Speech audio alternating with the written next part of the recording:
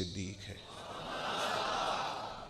بہت سارے لوگ ایسے ہوتے ہیں جنہیں سچ کا پتہ ہوتا ہے، سچ کو تسلیم کرتے ہیں، انہیں خبر ہوتی ہے کہ یہ سچ ہے، لیکن اس سچ کے سامنے جھکنے کو اور اس سچ کو قبول کرنے کو تیار نہیں ہوتے۔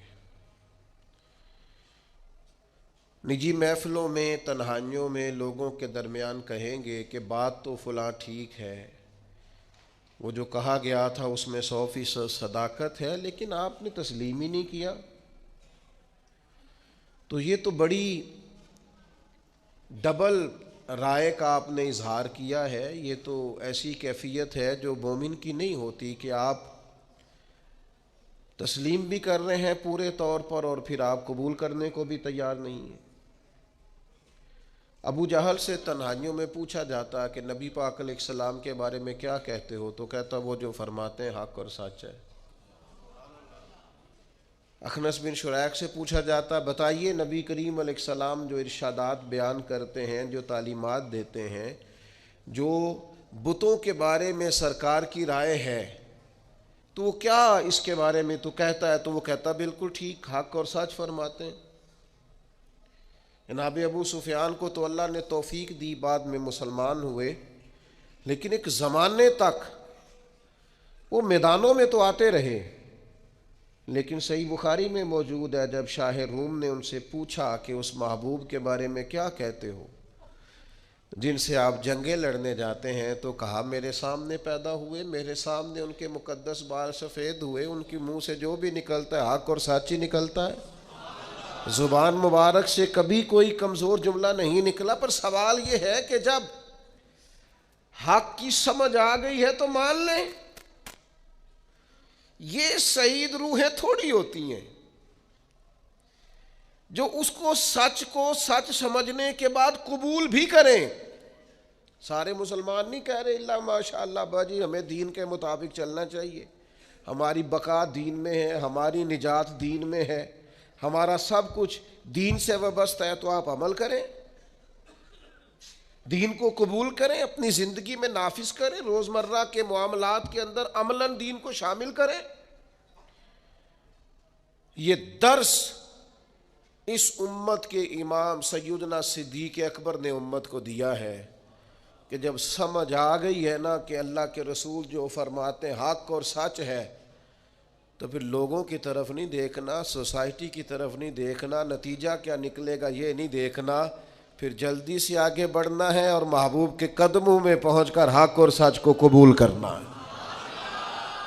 پھر آپ چھوڑ دیں، پھر سچ جو اطمینان دیتا ہے نا، سچ وہ وعدے معاہدے اطمینان نہیں دیتے کہ کر لوں گا، ہو جائے گا، دعا کرے انشاءاللہ بس رمضان کے بعد، یہ چیزیں وہ نہیں صلاح دیتی۔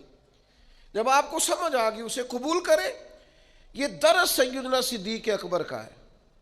یہ آیت کے بارے میں ایک قول علماء نے یہ لکھا ہے کہ یہ واقعہ معراج کے موقع پر نازل ہوئی تھی۔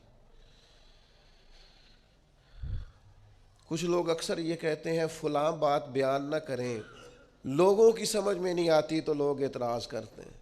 جناب آصف بن برخیہ آنکھ جھپکنے سے پہلے ملکہ بلقیس کا تخت لے آئے تھے، نبی نہیں تھے، ولی تھے۔ سمجھ میں آتا ہے؟ ہو سکتا ہے، وہ کہیں ہو سکتا نہیں، ہو چکا ہے، یہ ہوا ہے، قرآن کہتا ہے یہ ہوا ہے۔ تو اب لوگوں کے اگر سمجھ میں نہ آئے، کوئی بندہ کھڑا ہو کے کہے جناب آج لا کے دکھائیں پھر مانتا ہوں، اب کو بندہ آپ ایسا دکھائیں جو تخت لے کے آئے تو پھر میں مانتا ہوں، تو اسے کافر کہا جائے گا۔ کیوں؟ اس لیے کہ قرآن نے جسے بیان کیا تو کیسے انکار کر رہا ہے؟ پر لوگوں کی سمجھ میں آتا، تو اب جو لوگوں کی سمجھ میں نہیں آتا اسے بیان ہی نہ کریں۔ سب سے زیادہ ادراک رکھتے ہیں نبی کریم علیہ السلام اس بات کا کہ یہ بات سمجھ میں آئے گی، اور یہ سمجھ میں انسانی نفسیات کے سب سے بڑے ماہر نبی رحمت علیہ السلام ہے۔ حضور سے زیادہ انسانی نفسیات کا ماہر کوئی نہیں۔ حضور معراج پہ گئے، واپس آ کر نبی پاک صلی اللہ تعالی علیہ وسلم نے واقعہ معراج کو بیان کیا، اور وہ جو واقعہ معراج جو نص قطعی ہے جسے قرآن نے بیان کیا ہے، لیلم من المسجد الحرام الی المسجد الاقصی، رات کے تھوڑے سے حصے میں مسجد حرام سے لے کر مسجد اقصی تک، اب وہ ہفتوں اور مہینوں کا سفر ہے، اب اس کو آپ کہیں صرف مسجد حرام سے مسجد اقصی، باقی میں راج نہیں، وہ بھی لوگوں کی سمجھ میں نہیں آ رہا تھا۔ امام حاکم نے صحیح روایت نقل کی ہے، سیدہ عائشہ صدیقہ رضی اللہ تعالیٰ عنہ فرماتی ہیں جب حضور نے واقعہ معراج بیان کیا ہے نا، تو بہت سارے ایسے لوگ تھے جو کلمہ پڑھتے تھے، مسلمان ہو چکے تھے، لیکن حضور کا واقعہ معراج سن کر مرتد ہو گئے۔ انہوں نے کہا ہماری سمجھ میں نہیں آتا۔ ایک ہے حضور کو ماننا، ایک ہے نبی پاک کی ساری شانوں سمیت مدینے والے کو ماننا۔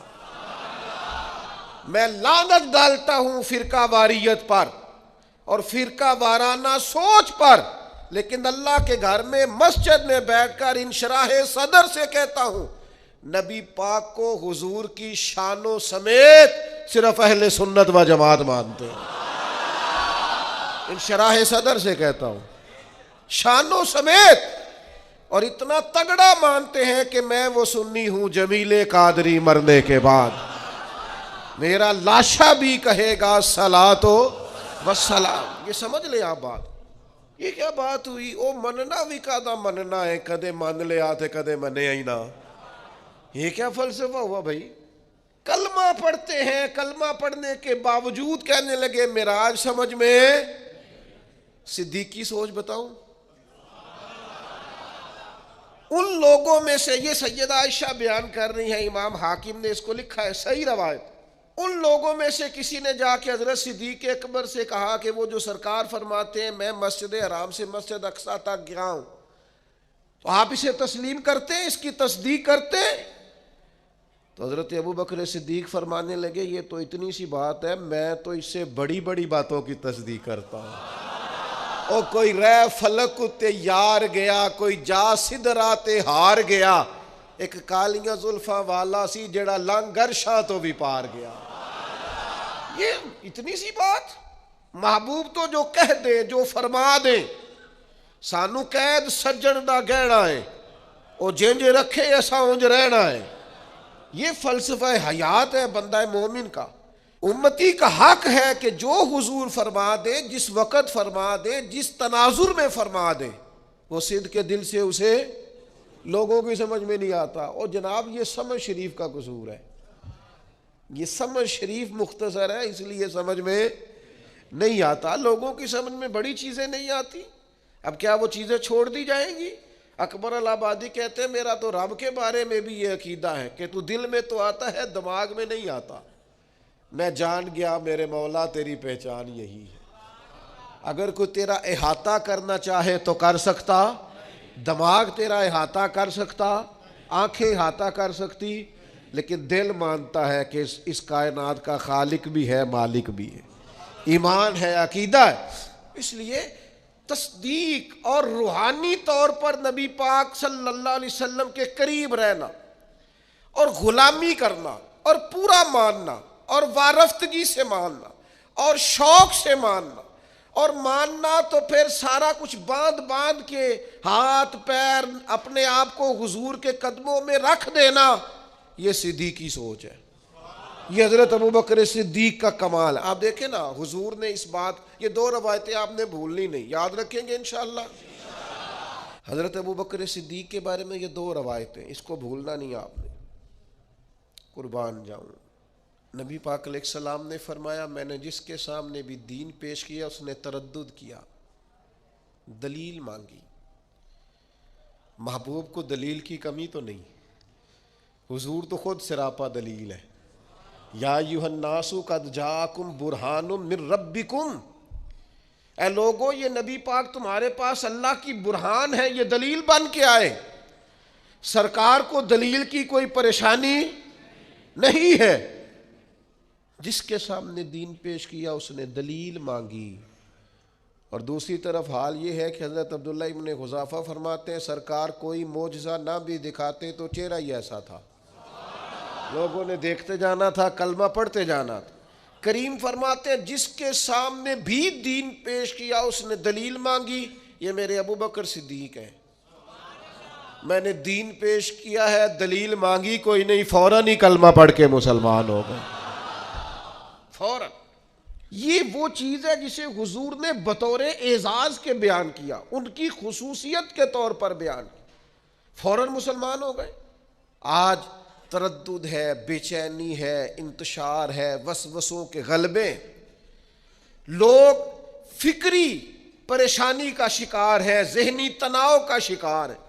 کچھ لوگ ایسے ہیں جن کا دل کرتا ہے کوئی ہمیں پکی خبر دے دینا میں ٹھیک ہوں، تو پھر میں ٹھیک ہوں، یار چھوڑ تو نفسیاتی ہو گیا ہے، تو یہ بڑے سارے گواہ چاہیے، بس تیرے اندر سے جو گواہی آتی ہے وہ ٹھیک ہے، تو دیکھ تو کہاں کھڑا ہے۔ ایک یہ روایت میرے کلیجے کو بڑا ٹھنڈا کرتی ہے، اور ایک دوسری روایت ہے، موٹر سائیکل اپنی بندے کی لگ جائے نا کبھی تو پریشانی کوئی نہیں ہوتی، اگر کسی کی اس سے لگ جائے تو، اپنے پیسے گم ہو جائیں تو کوئی پریشانی، لیکن اگر کسی کی امانت رکھی ہو،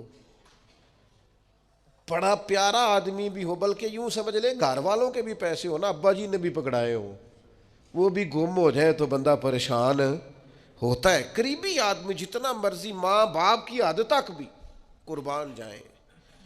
کیسے ان لفظوں کو بیان کروں، اتنی اپنائیت، اتنی گہرائی، میں قربان جاؤں اس شان غلامی پر کہ غلام ناز کریں گے ساری زندگی آقا کے اس فرمان پر۔ حضور فرمانے لگے مجھے اتنا نفع کسی کے مال نے نہیں دیا جتنا ابو بکر صدیق کے مال نے دیا، اور دوسرے مقام پہ فرمایا میرے پاس جس کے بھی پیسے آئے میں نے امانت سمجھ کے خرچ کیے، فرمایا جب ابو بکر صدیق کے آئے ہیں میں نے اپنے سمجھ کے خرچ کیے۔ قربان جاؤں، کیا انداز ہے، کیا غلامی ہے۔ ابو بکر ہماری اولادیں قربان ان رستوں پہ جہاں سے آپ گزرا کرتے تھے، اے صدیق ہمارے ماں باپ قربان ان جذبوں پر جن جذبوں سے آپ نے نبی پاک کی غلامی کی۔ یہ اعتبار کی حد دیکھو، اعتبار کی حد، ایک ہاتھ میں جناب صدیق اکبر کا ہاتھ ہے، ایک میں جناب عمر کا ہاتھ ہے، حضور مسجد نبوی شریف سے برآمد ہو رہے، سامنے کسی نے دیکھا تو وہ مقدر پہ ناز کرنے لگا، کیا مقدر ہے صدیق و فاروق کے، اش کا اٹھا کا حضور قربان جاؤں، اتنا لطف۔ اس ہاتھ میں جناب ابو بکر کا ہاتھ تھاما، اس میں حضرت عمر کا۔ وہ آدمی سخت محو حیرت تھا کہ حضور اتنے بڑے مقدر کہ آپ نے ہاتھ تھام رکھا ہے۔ تو حضور فرمانے لگے تو اتنی بات پہ پریشان اور حیران ہے، تو اتنی بات پہ حیرت زدہ ہے، میں تو جب قیامت کے دن اپنی قبر سے نکلوں گا، مزار پر انوار سے نکلوں گا تو سیدھے ہاتھ میں ابو بکر کا ہاتھ ہوگا، دوسرے میں عمر کا ہاتھ ہوگا، ہر نظر کانپ اٹھے گی محشر کے دن، اور خوف سے ہر کلیجہ دہل جائے گا، پھر اوڑھ کر کالی کملی وہ آ جائیں گے، سارے محشر کا نقشہ بدل جائے گا۔ حضرت ابو بکر صدیق رضی اللہ تعالیٰ نے امت کو یہ سبق دیا ہے، زندگی نہ ذوق والی سونی ہوتی ہے، زندگی محبت والی پیاری ہوتی ہے۔ زندگی آپ کسی جگہ بھی کسی بھی ذوق کو چھوڑ دیں نا، یعنی بندہ اپنے ماں باپ کی خدمت بھی کرے تو ذوق سے ہی کرے تو ٹھیک ہے، لیکن اگر وہ 3 دن ہسپتال رہنا پڑے اور چوتھے دن وہ بڑے بھائی کو فون کرے نا تو جب آ جا یار اب میرا بھی کام رکا ہوا ہے، مزہ نہیں آیا، پریشانی ہو گئی۔ والدہ صاحبہ کو سنبھالنا پڑ گیا ایک ہفتہ تو یہ فون کر رہا ہے بہنوں کو کہ 2 آتے رہو آ کے، مزہ نہیں آیا، یہ لطف نہیں زندگی کا۔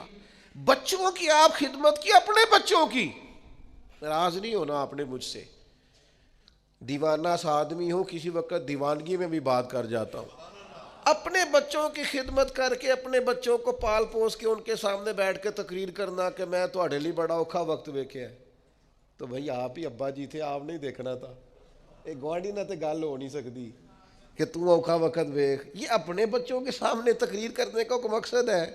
میں آنکھیں ایسی چلو خوگر حمد سے تھوڑا سا گلا بھی سن لے۔ میں گلی میں کھڑا تھا، اب تو ظاہر ہے عمر کا تقاضا ہو گیا، بچے بڑے ہو گئے، اب تو وہ فرزانگی نہیں رہی. اب تجاہل عارفانہ سے ہم جان چھڑاتے ہیں, کوئی ایسی بات نہیں کرتے. ایک دوست گلی میں کھڑا ہو کے ہمیں سنا رہا تھا بات. وہ کہہ رہا تھا ابا جی نو میں حج کرایا تے میں کہا تیرے ابا جی سن تو ہی کرانا سی. نہیں, اب میرا مطلب ہے یہ کوئی گلی میں بتانے والی بات ہے. یہ الحمدللہ میں حج کرایا تے میں کہا ٹھیک کیتا ہی, بندا بھی تیرا ہی سی. اب میں کسی پڑوسی نے کرانا تھا ان کو حج, تیرے والد صاحب ہیں تو حج بھی. آپ جب ذوق نہیں نہ رکھتے, ذوق, تو نقصان ہو جاتا ہے. آپ شاگرد بھی بنے تو ذوق والے, آپ مرید بھی بنے تو ذوق والے, بیٹے بھی بنے تو ذوق والے. او مننا کدا مننا ہے, کدے مان لیا تے کدے منے ہی نہ مانے تو پھر اس کا لطف ہو نا ماننے کا. نبی پاک علیہ السلام صلح کرانے تشریف لے گئے, پیچھے نماز کا ٹائم ہو گیا, اقامت ہو گئی. صحابہ کو پتا تھا حضور نہ ہو تو جماعت کا حق کس کا ہے.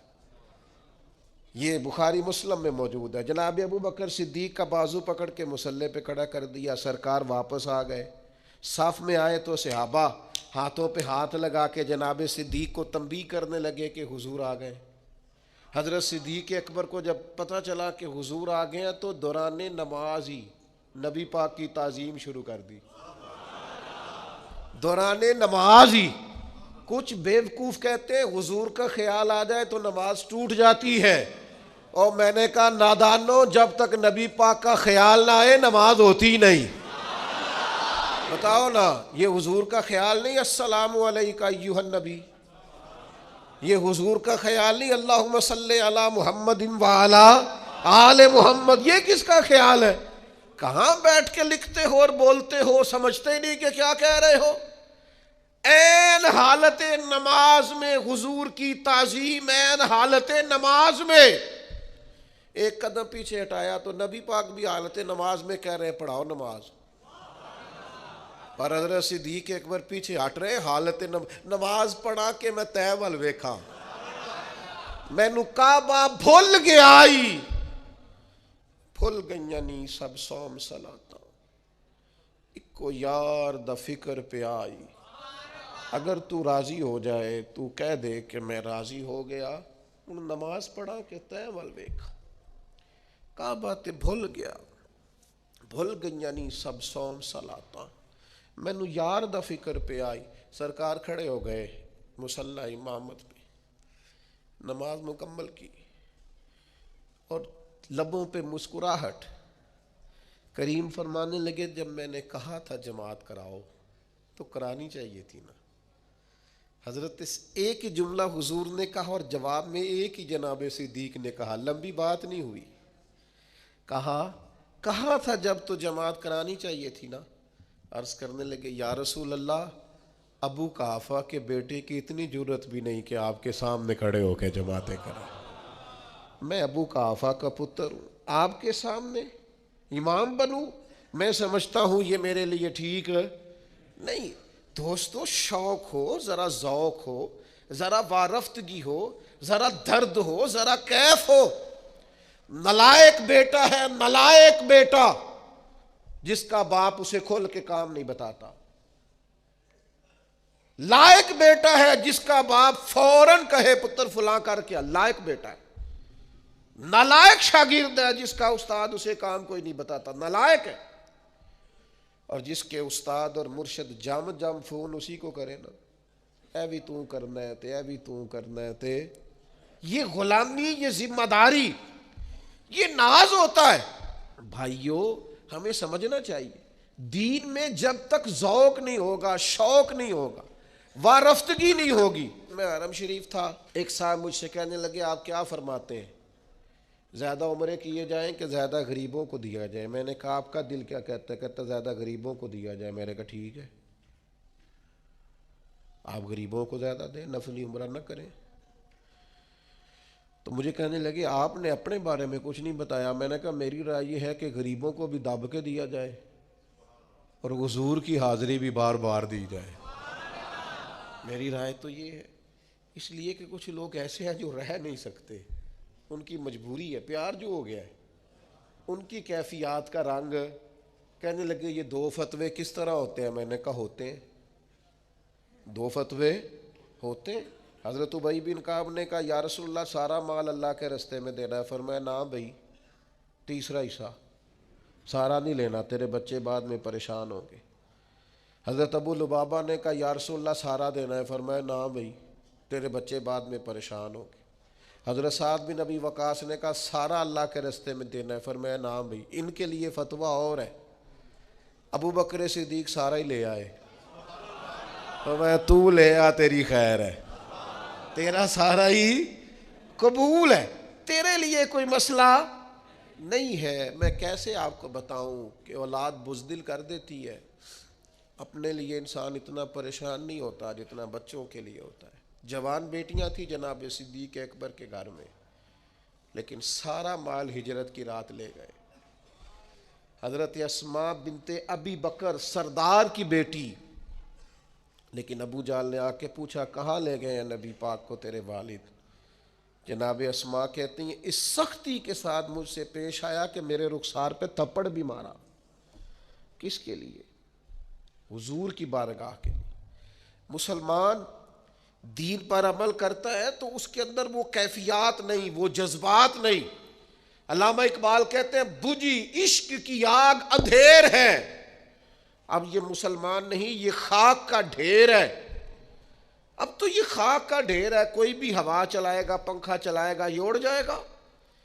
وہ جو عشق کے ساتھ حضور کے لیے رکے ہوئے تھے وہ پہاڑ تھے اصل۔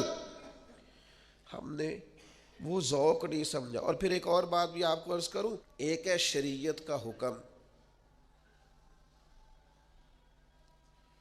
ایک ہے اللہ رسول کا حکم، اور ایک ہے رب رسول کی مرضی۔ زیادہ مشکل بات نہیں ہے، بس سمجھنے کی کوشش کرنا۔ ایک ہوتا ہے حکم اور ایک ہوتی ہے، فرمایا طلاق دینا گزارا نہ ہو تو اجازت ہے، پر یہ مرضی تو نہیں نہ طلاقیں ہوں۔ کسی نے کسی کو مارا تو مشیت الہی یہ ہے کہ بندہ مر جائے گا، پر اللہ کی رضا تو نہیں کوئی کسی کو مارے۔ مشیت، شریعت، حکم اور ہے، اور مرضی اور ہے۔ آپ کسی کو گولی مار دیں وہ مر گیا، حکم الہی آ گیا، امر ہو گیا، لیکن یہ اللہ کی رضا، مالک کو پسند تو نہیں کہ کوئی مسلمان کسی کو مارے۔ بات سمجھ رہے ہیں؟ وہ کہتے ہیں جی میں نا حضرت صاحب نو، استاد صاحب نو پوچھ کے چھٹی لے کے آیا، اور بھائی تو چھٹی منگی سی تینوں دے چھڑی، ورنہ مرضی تو دیکھ بھلا، ان کی مرضی تھی کہ تو جائے۔ چھٹی اور چیز ہے، پوچھنا اور چیز ہے۔ حضرت صدیق اکبر نے نا نبی پاک کی رضا کو سمجھ لیا تھا۔ سونا راضی کس بات میں، حضور کی کیفیات کیا ہے۔ نبی پاک نے بس چاہا تھا کہ حضرت بلال کو خرید لیا جائے، صرف چاہا تھا۔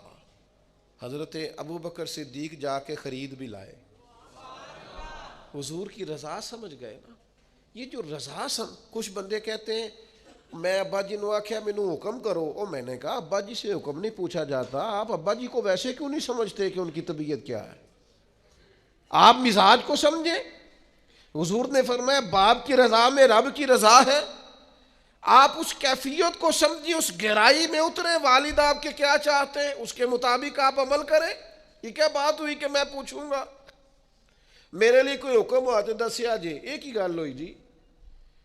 آپ کو کیسے یہ پوچھنا پڑا کہ حکم ہوا تو بتانا؟ آپ کو پتہ ہونا چاہیے تھا، آپ کو قبل اس کے علم ہونا چاہیے تھا، لیکن آپ کہہ رہے ہیں کہ اگر کوئی حکم ہوا، کوئی بات ہوئی تو پھر مجھے بتائیے گا۔ یہ انداز درست نہیں ہے۔ پوری مرضی، پوری شناسائی، پوری کیفیات اس کو سمجھنا چاہیے۔ نبی پاک علیہ الصلوۃ والسلام نے خطبہ ارشاد فرمایا، حضور فرمانے لگے اللہ نے اپنے ایک بندے کو اختیار دیا ہے، چاہے تو دنیا میں رہے اور چاہے تو اللہ کے حضور حاضر ہو جائے، یہ اللہ نے اسے اختیار دیا ہے۔ صحابہ کرام علیہم رضوان فرماتے ہیں کہ ہم سارے کے سارے پریشان تھے اور ڈھونڈ رہے تھے اور ٹٹول رہے تھے کہ سرکار کیا فرما رہے ہیں، لیکن فرماتے ہیں جناب صدیق اکبر کی آنکھوں میں آنسو آ گئے۔ اور وہ آنسو بہانے لگے، رونے لگے۔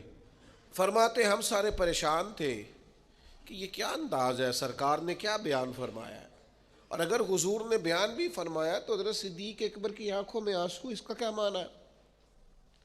اللہ نے اپنے بندے کو اختیار دیا، چاہے تو دنیا میں رہے، چاہے تو اللہ کے حضور حاضر ہو جائے، اس پر آنکھوں میں آنسو آنا جناب صدیق کے، بات سن معنی کیا ہے؟ فرماتے ہیں کوئی وہاں تک نہیں پہنچ رہا تھا جہاں جناب صدیق اکبر پہنچ گئے۔ فوراً سرکار کے جانے کے بعد جب سوال کیا کہ یہ آپ کیوں روئے، تو فرمایا تمہیں سمجھ نہیں آئی، حضور جس بندے کی بات کر رہے تھے وہ اپنی بات کر رہے تھے، اللہ نے مجھے اختیار دیا۔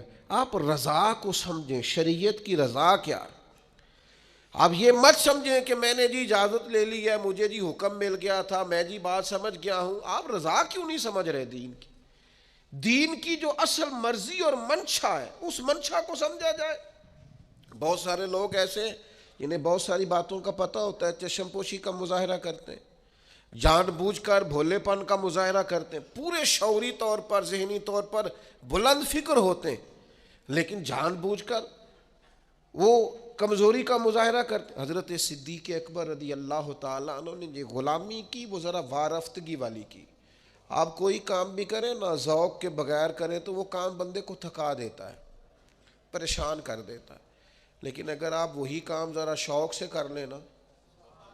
حضرت مولانا ابو نور صاحب رحمۃ اللہ علیہ فرماتے ہیں میں نے اپنے ابا جی سے کہا کوئی نصیحت کرے تو کہنے لگے بیٹا آپ مولوی صاحب ہیں، کوئی بندہ مولوی صاحب کہے تو اس کا غصہ نہیں کرنا، اس کا مزہ لینا ہے، زندگی ذرا سکون سے گزرے گی۔ کبھی بھی احساس کمزوری کا شکار آپ جہاں ہیں آپ اس مسئلے کی رضا کو سمجھ، اور پھر جو نبی پاک علیہ السلام نے انہیں رزلٹ دیا ہے نا، جو قدردانی دین نے کی ہے، وہ قدردانی بڑی انوکھی ہے۔ قرآن مجید نے کہا نا والسابقون السابقون اولئک المقربون، سبقت لے جانے والے سبقت لے گئے، یہ قریبی لوگ ہیں اللہ رسول کی۔ حضرت یہ بخاری مسلم دونوں میں موجود ہے، حضرت عمر فرماتے میری اور جناب صدیق اکبر رضی اللہ تعالیٰ عنہما فرماتے ہماری کسی بات میں شکر رنجی ہو گئی تھی، اختلاف رائے ہو گیا، اور کیفیت یہ بنی کہ حضرت صدیق اکبر نے غصے میں ایک سخت جملہ کہہ دیا، بعد میں اسی جگہ کھڑے کھڑے فوراً عرض کی، ارشاد فرمایا کہ عمر یار درگزر کر دو، مجھے جذبات میں میرے سے بات نکل گئی۔